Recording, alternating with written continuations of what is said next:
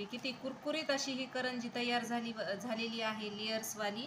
नमस्कार, दिवाळीच्या तुम्हाला खूप साऱ्या शुभेच्छा।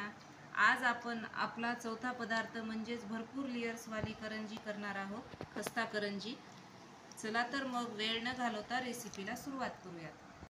इथे मी 1 वाटी मैदा घेतलेला आहे, हे मी दाबून घेतलेला आहे। वजनी म्हणाल तर हे 200 ग्राम मैदा आहे। हलका जर भरला तर 150 ग्राम मैदा भरतो। हे मी चाळून घेतलेला आहे। इथे मी 50 ग्रॅम रवा टाकत आहे 200 ग्राम मैद्याला। रवा आपल्याला याच्यामुळे टाकायचा आहे की आपल्या जे करंजीचं कवर असतं ते खस्ता बनतो। चिमूटभर आपण याच्यामध्ये मीठ घालून घेऊयात आणि हे आता मिक्स करून घेऊयात। तुम्हाला जर मैदा जर वापरायचा नसेल तर तुम्ही या स्टेजला गव्हाचं पीठ सध्या वापरू शकतात। मी हाय फ्लेमवरती तूप धूर निघेपर्यंत कडकडीत गरम करून घेतलेला आहे। ते आता या मैद्यामध्ये आपण घालून घेऊयात। आता असं आपण थोडं थोडं याच्यावरती हे मैदा टाकून थंड करून घेऊयात हे तूप। हे असं कडकडीत तूप घातल्यामुळे आपली करंजी ही खस्ता तयार होते। हे तूप टाकलेलं आता थंड झालेलं आहे। हे आता आपण असं मिक्स करून घेऊयात। आता याच्यामध्ये आपल्याला पाण्याचाच वापर करायचा आहे। दूध शक्यतो वापरू नका, करंजी ही जास्त दिवस टिकली जात नाही। या पिठाचा असा गोळा तयार झाला की आपलं परफेक्ट याच्यामध्ये मोहन पडलेलं आहे। आता थोडं थोडं करून आपण पाणी टाकून घेऊयात आणि घट्टसर असा ओंडा मळून ठेवायचा आहे या पिठाचा। ह्या पिठामध्ये तुम्ही शक्यतो पाणी कमीच टाका। हे उंडा घट्टसर असाच मळला पाहिजे, नाहीतर करंजी ही तेलकट होते। हे अशाच टेक्स्चरचं आपल्याला पीठ भिजवायचं आहे, त्याच्यामुळे करंजीला लेयर्स ही छान पडतात। आता आपण हे साधारण अर्ध्या तासासाठी असंच भिजण्यासाठी ठेवून देऊयात। पर्यंत आपण मधलं आवरण तयार करून घेऊयात। करंजी खस्ता व्हावी यासाठी आपण साठा तयार करून घेऊयात। त्याच्यासाठी मी 1 चमचाभर तूप टाकत आहे। 1 चमचा तुपासाठी मी इथे 1.5 चमचा कॉर्नफ्लॉवर वापरत आहे। तुम्ही कॉर्नफ्लॉवर नसेल तर तुम्ही तांदळाचं पीठ देखील वापरू शकतात। आता हे आपण असं मिक्स करून घेऊयात। हे बॅटर आपल्याला असं फ्लफी असं फिरून घ्यायचं आहे चमचेच्या साहाय्याने। हे साठा मी एकदम क्रीम सारखा तयार केलेला आहे। तुम्ही साठ्यामध्ये तुपाऐवजी वनस्पती डालडा किंवा तेलाचाही वापर करू शकता, तूप जर नसेल तर। त्यासाठी मी इथे कढई गरम करत ठेवलेली आहे। आता कढईमध्ये मी 1 चमचाभर मी खसखस टाकत आहे आणि 1 चमचाभर मी पांढरे तीळ टाकत आहे। ते आपण असा परतून घेऊयात। याला असा छान असा कलर येईपर्यंत आपण याला परतून घ्यायचं आहे। गॅसची फ्लेम कमी ठेवूनच आपल्याला हे तीळ आणि खसखस परतून घ्यायची आहेत।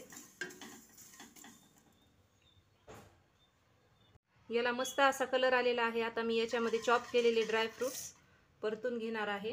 हे आपल्याला हलके ड्राय रोस्ट करून घ्यायचे आहेत।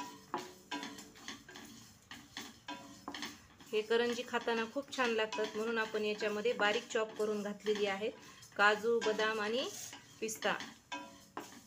आता हे हलके ड्राय रोस्ट झालेली आहेत। आता आपण हे काढून घेऊयात। इथे मी 1 चमचा कढईमध्ये तूप टाकत आहे। आता ह्या साजूक तुपावरती आपण 100 ग्रॅम मी बारीक रवा घालत आहे।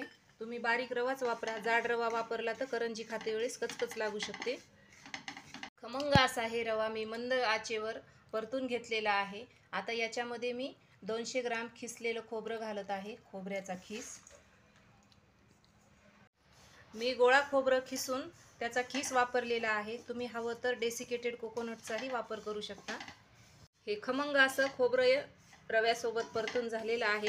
आता आपण हे पण काढून घेऊयात। हे पंख्याखाली थंड होण्यासाठी ठेवून देऊयात। आता याच्यामध्ये मी मगाशी ड्राय रोस्ट करून घेतलेले ड्राय फ्रूट, तीळ, खसखस घालत आहे या सारणामध्ये।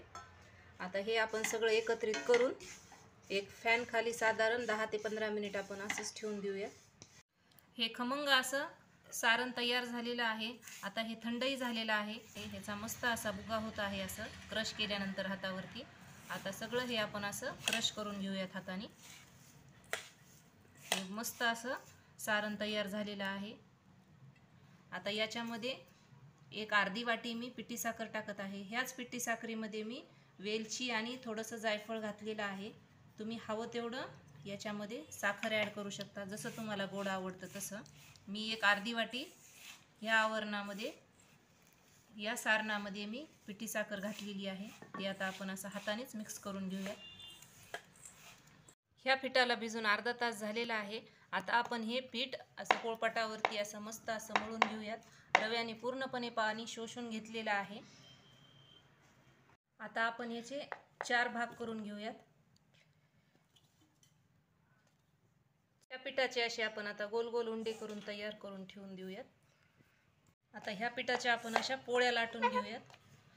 पोळीच्याच आकाराचं आपल्याला हे पीठ लाटून घ्यायचं आहे.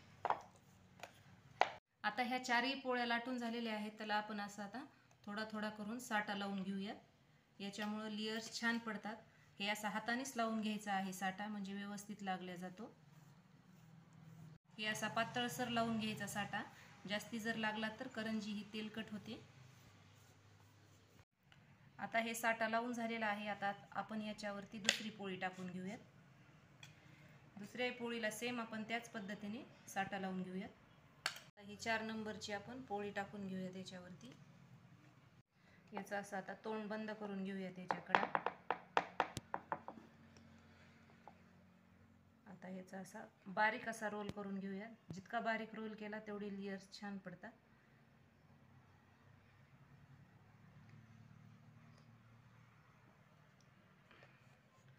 आता याचं जे आहे हे उरलेली बाजू इथं थोडंसं आपण साठा लावून हे चिटकून टाकूया, म्हणजे हे काप करताना याची तोंड उघडणार नाही. आता याला असं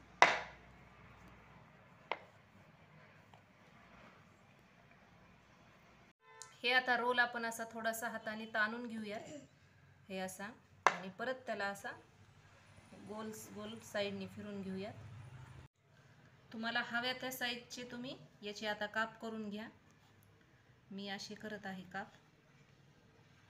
हे अर्धा किलो करंजीचं आपण सारण तयार केलेलं आहे आणि हे पाव किलो मैद्याची आपण लाट्या तयार केलेल्या आहेत. आता आपण करंजी करायला सुरुवात करूया. ही करंजीची एक लाटी घेतलेली आहे. आता ही लाटी आपण अशी ठेवूयात आणि समोरच्या साईडला फक्त याला असं हाताने हलक्या हाताने असं प्रेस करून घ्यायचं आहे. याच्यामुळं लेयर्स चांगले येतात किंवा लच्छे हे करंजीला छान येतात. आता आपण याच पद्धतीने ही करंजी अशी लाटून घेऊयात. आता हे करंजी आपण भरून घेऊयात. ही पाती आपल्याला मध्यभागी ही जाड करायची आणि काटे याचे पातळ करूनच मी ही लाटून घेतलेली आहे. आता आपण याच्यामध्ये सारण भरून घेऊयात.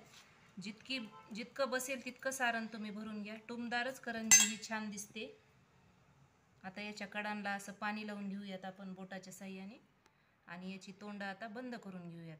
असं पाणी लावल्यामुळे करंजी ही तेलात सोडल्यानंतर याचं तोंड उघडत नाही. त्याच्यामुळे आपल्याला असं थोडंसं पाणी लावून घ्यायचं आहे करंजीला. ह्या चमच्याच्या साह्याने आपण असं ह्या करंजीला डिझाईन करूयात. याच्या अशा आपण कडा काढून घेऊयात फक्त.